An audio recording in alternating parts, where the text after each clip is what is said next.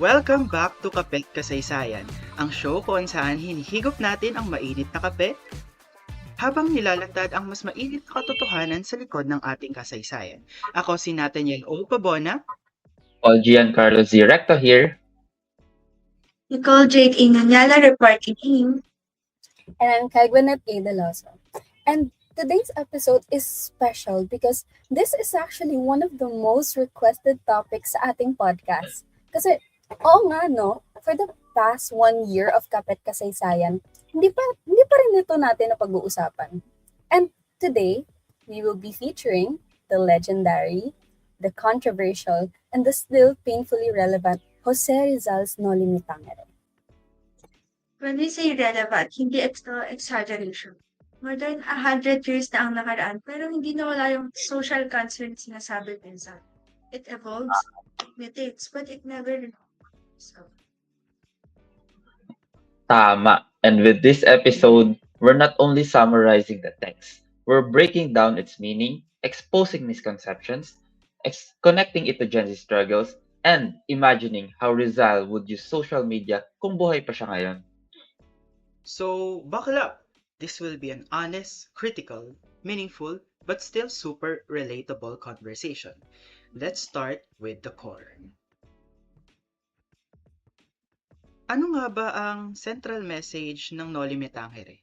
Short answer, Rizal exposes the deep, malignant social cancer of the Philippines. Pero ano nga bang ibig sabihin ng social cancer? Cancer is not just corruption. It's a system of oppression.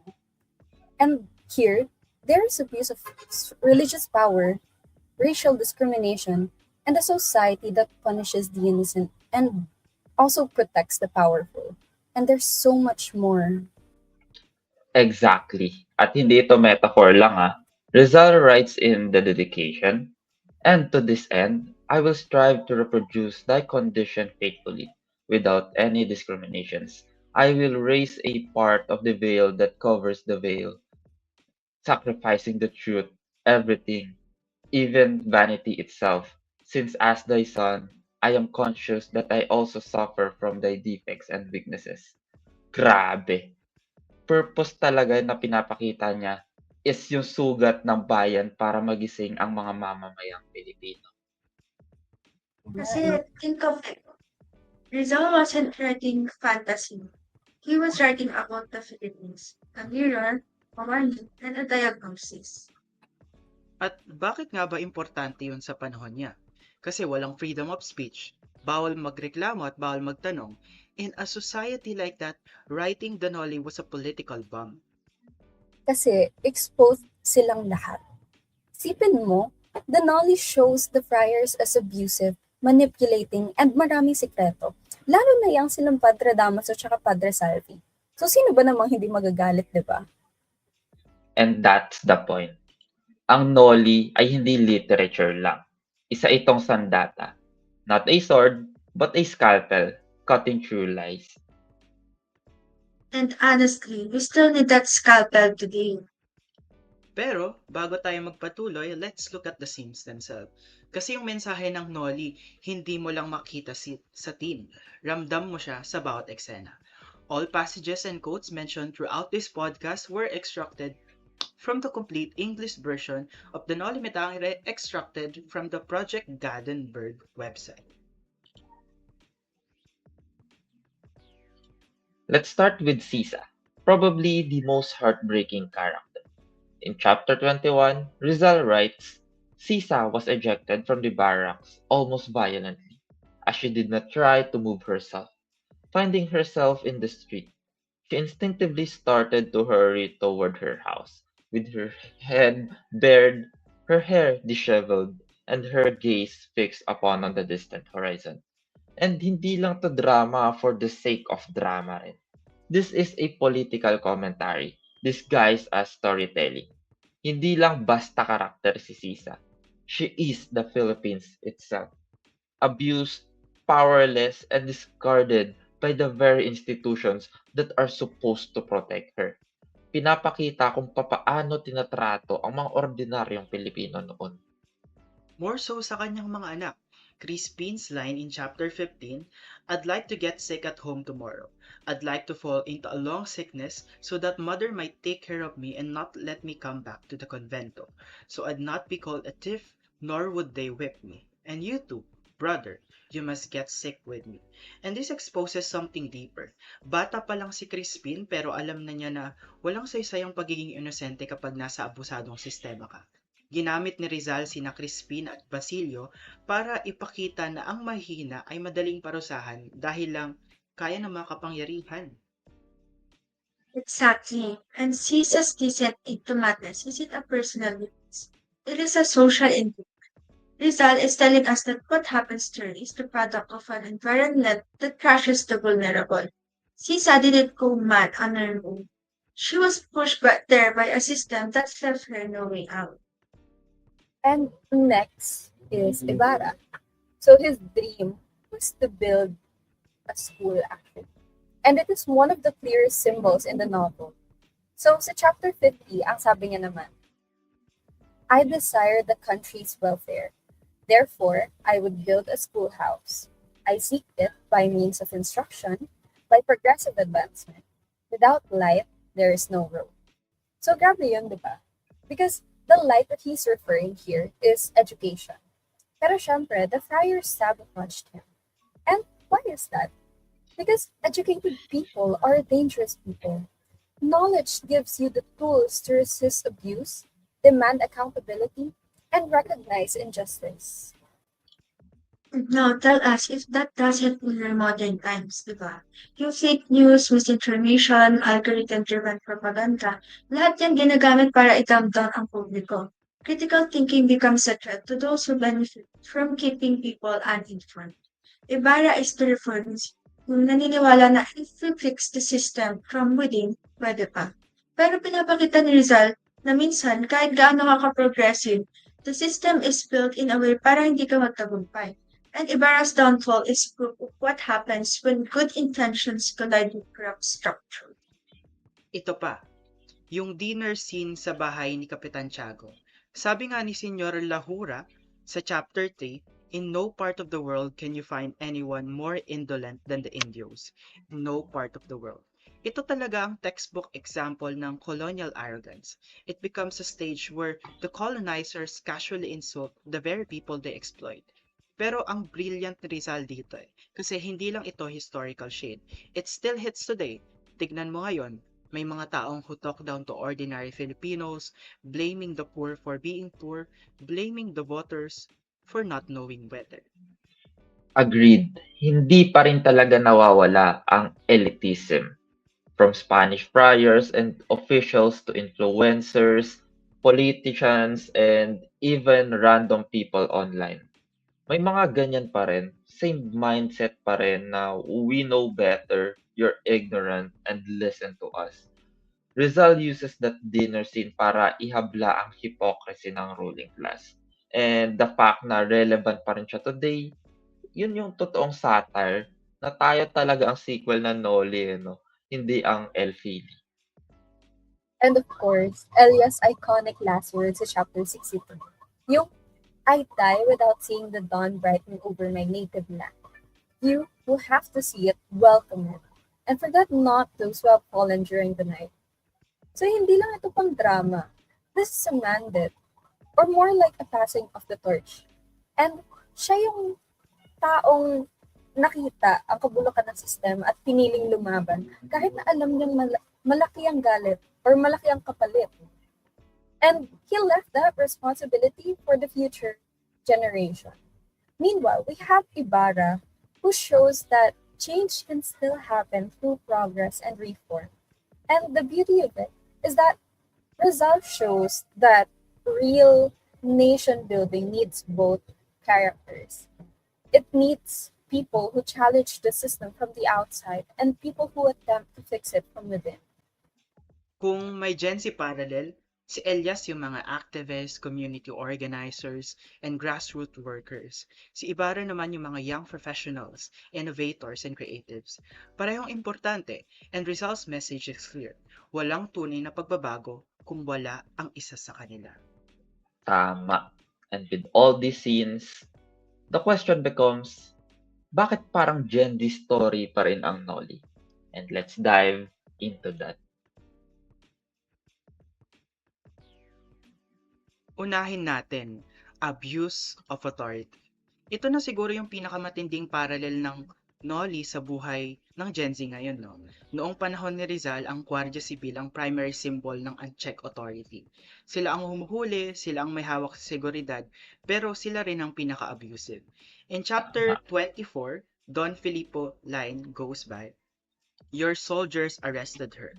They marched her through the town on account of something about her sons, which isn't very clearly known. And si Sisa yung tinutukoy dyan. Isipin mo yon, kahit walang ebidensya, pwede kang mapagbintangan at ikulong. Ngayon, hindi na Gwardiya Sibil pero may ibang klase ng power structures. Leaders na hindi transparent at social institutions na mas mabilis pang magparusa kaysa umunawat."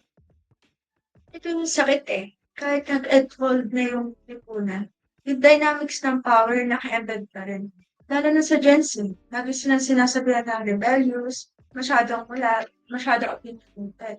Which mirrors Padre Damaso calling angels childish. Parehong strategy yung i-dismiss ang boses para hindi pakinggan. And another thing is misinformation and censorship. Noon kasi, ang control sa narrative ay hawak ng simbahan. Kung ano ang sabihin ng kura, yun ang totoo. Ganon din sa mga pare. So kung ano i-preach nila, yun ang history natin. There was really no freedom to question. So in chapter 49, ang sabi ni Elias, "Do you call religion this traffic in girdles and scapularies, through these miracles and wonderful tales that we hear daily? Is this the law of Jesus Christ?" O diba? Ngayon, fast forward na sa Gen Z era.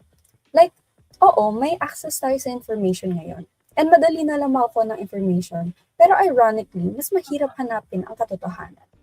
Lalo na ngayon, ang daming mga deepfake or AI videos, clickbait propaganda, and algorithm na pabor sa divisive content. And ayun na nga sa araw ngayon, ay hindi na pare ang nagko-control. Algorithm na. At ang nakakatakot kasi is hindi natin sila nakikita. Hindi tulad sa Nolly na nakikita mo yung pare sa harap. Ngayon, invisible na yung mga modern priors. They shape opinion silently. Rizal's message still applies. Kung sino ang may hawak sa narrative, siya ang may hawak sa kapangyarihan. Now, third issue, mental health. Sisa is not just a character. She is an allegory for a society that crushes the powerless. In chapter 53 or chapter 63, Kapitan Basilio talked about Sisa and uttered, "The physician was afraid they would accuse him of being a friend of Don Chrysostomos, so he drove her from his house. Now, she wanders about again as crazy as ever, singing, harming no one, and living in the woods." And ito yung exactly experience ng mga maraming Gen Z ngayon. Constant pressure, high expectations, and a world that moves very fast. Tinatawag ang Gen Z ngayon na too sensitive, pero kasi hindi nakikita ng iba yung bigat ng environment nila. Kaya nga, di ba, kasama na rin dito yung climate anxiety, economic stress, social media, comparison culture, at unresolved family trauma. Sisa collapses not because she's, but because the system failed her. Same with mental health today na kadalasan, product of an unsupportive environment. Tama. And fourth, we have social activism. Kung may pinaka-obvious na Gen Z trait na makita sa Nolly, it's activism, which is very evident today. Sa chapter 25, sinabi ni Philosopher Tasio habang nag-uusap sila ni Ibarra, "These people does not complain because it has no voice. It does not move because it is lethargic. And you say that it does not suffer because you haven't seen how its heart bleeds. But someday, you will see this. You will hear its complaints from then woe unto those who found their strength on ignorance and fantasism." Grabe yan. Tasha is basically predicting a future where the people finally wake up and speak. Kung tutuusin, ang dami sa Nolly who reflect that spirit of resistance, not just Elias. In the Gen Z context, sila yung makikita natin. Yung mga nasa protest mobilization, yung mga nasa human rights campaigns, or actively debunking propaganda online. Anyone who chooses to act becomes part of that awakening. Exactly. And it's not just about one hero, it's about a generation learning to use its voice. Gen Z is often called the most socially aware generation. Tingnan mo, they always show up at climate change justice, LGBTQ rights, mental health advocacies, and good governance rallies, diba? And Rizal's characters remind us that change does happen on multiple fronts. Those who try to work within institutions and those who try to push change from communities and social movements. Pero kahit gaano kalalim ang Noli, ang dami pa rin nating maling akala na umiikot tungkol dito. Some of them harmless, some really distort the message. So, i-correct natin ang mga yon.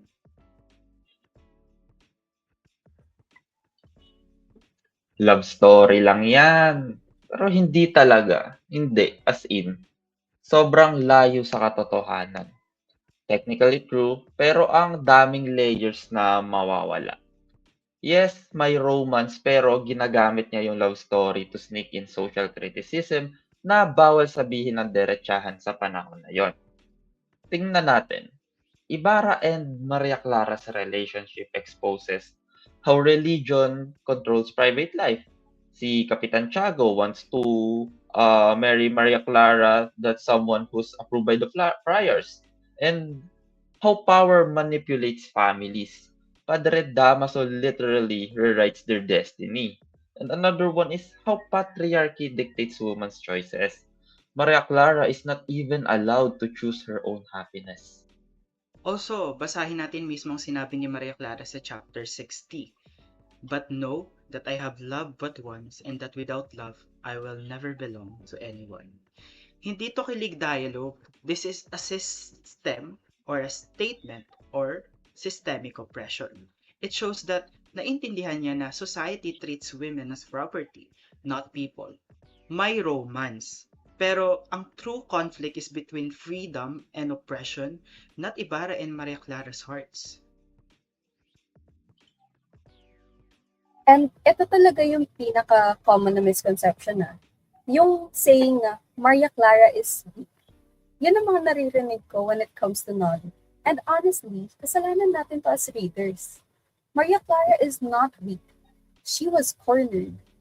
She is actually the symbol of women imprisoned by patriarchy, women silenced by religion, and also women whose lives are dictated by men. So in chapter 60, Maria Clara says, "The future is dark, and my destiny is wrapped in blue. I don't know what I should do." Hindi ito weakness, and this is actually a declaration na lahat ng desisyon niya sa buhay ay pinwersa sa kanya.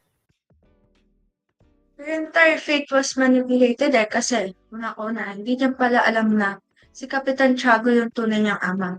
And the church used that secret to destroy her engagement. Dagdag pa rito, Maria Clara was forced into convent, essentially a social death sentence. With Bayon, or as she a victim standing alone against an entire system. Maria Clara is a symbol of what happens to women when society steals their agency. Pangatlo, ito pa. Ibarra is equal to the perfect hero. Hindi siya perfect hero eh. And Rizal never wanted a perfect hero. Si Ibarra ay anak ng pribilehiyo. Foreign educated, mayaman, may access sa power. Pero dahil sa background niya, bulag siya sa harsh reality ng Pilipinas. Naniniwala siya na kayang ayusin ang system from within. Pero ito ang brilliance ni Rizal eh. Kinontras niya si Ibarra kay Elias. Tama. And as Elias described Ibarra in chapter 45, then he is a man who is going to be happy. Our cause is not for happy man. Ibarra hasn't suffered and that's exactly why he cannot fully grasp the nation's fate. Flawed siya, but intentionally.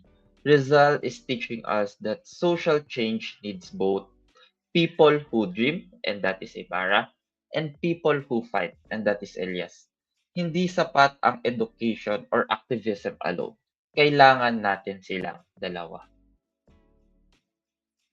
And lastly, Nolly is outdated.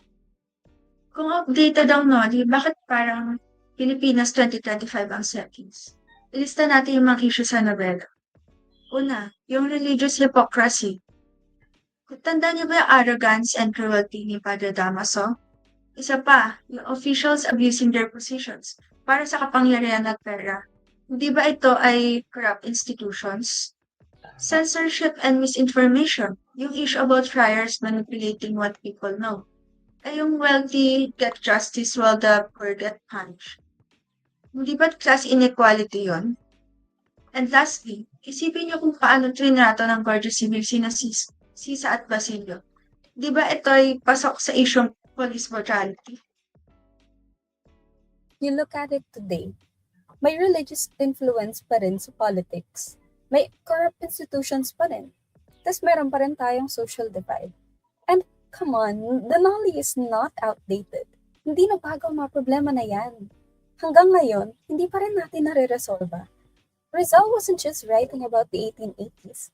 He was writing about the permanent patterns of injustice that keep repeating until we learn to confront them. Okay, lighten up muna tayo. If buhay pa si Rizal ngayon, ano kaya yung gagawin niya sa social media? Sa TikTok, expect satire at drama with a message. Rizal would definitely post skits exposing hypocrisy. Imagine nag-post siya ng content na POV, you're a friar calling people sinners pero ikaw tong may secret family. Paniguradong marami matatamaan sa mga parinig niya. TikTok is impactful. Perfect ito for Rizal to sneak historical and social lessons sa Gen Z audience. Mapapatawa ka, pero sa huli, syempre may lesson. Or, pwede rin siyang gumawa ng miniserye tungkol kay Sisa. Feeling ko kasi, kung sakaling gagawin niya yun, insert niya yung linyang ito yung ang mga nananakit sa iba, sa huli, sila rin ang mga wala. Tapos, may mga ipapakita siyang short clips na may display of system abuse and power dynamics and also social injustice. So kung noon, ang weapon niya is libro. Ngayon, imagine mo, viral video na. Sa X naman, ibang magiging approach niya dyan. Mas intellectual, parang public debate mo. Rizal would be a digital public intellectual na walang takot mag-call out ng mga maling gawa.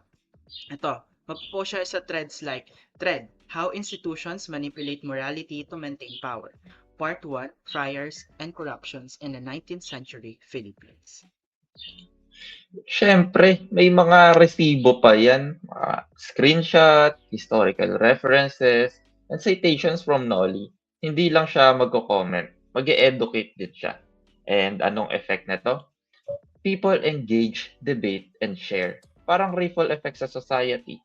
Exactly what Rizal wanted. Mhm.